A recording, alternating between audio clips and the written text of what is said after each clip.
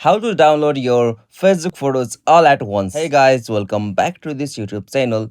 Today I will show you that how can you download your Facebook photos all at once. So let's get started. On this process, at first you'll have to open the application Facebook with your account. Alright, so after you open the Facebook with your account, you'll got such interface. So from here, you'll have to go to the option menu just at the bottom right corner. Alright, so from the menu section, you'll have to scroll down and go to the option setting and privacy. From here, tap on settings. Okay, so from here, tap on account center. And now from the account center, go to the option your information and permission. Okay, so from here, you'll have to go to the option download your information. Alright, tap on download or transfer information. Now from here, choose your Facebook account and tap on next. Okay, so from here, tap on available information.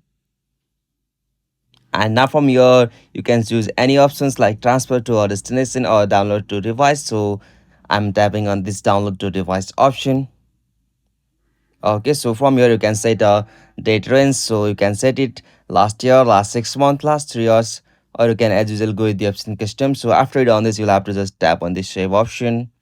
And now from here you can choose your Gmail address from where you can notify that your download file will be ready, so you can easily get a confirmation on that Gmail ID. So after you come on this, you'll have to set the format, like you can set HTML or JSON file, and on the media quality you can set the high quality or low quality. So after done this, you'll have to just back from here and tap on the create file option.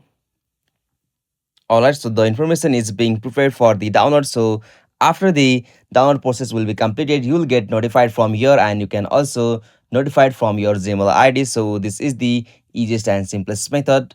Hope you found this video helpful to you, and please don't forget to subscribe our YouTube channel for more quick and short tutorial like this.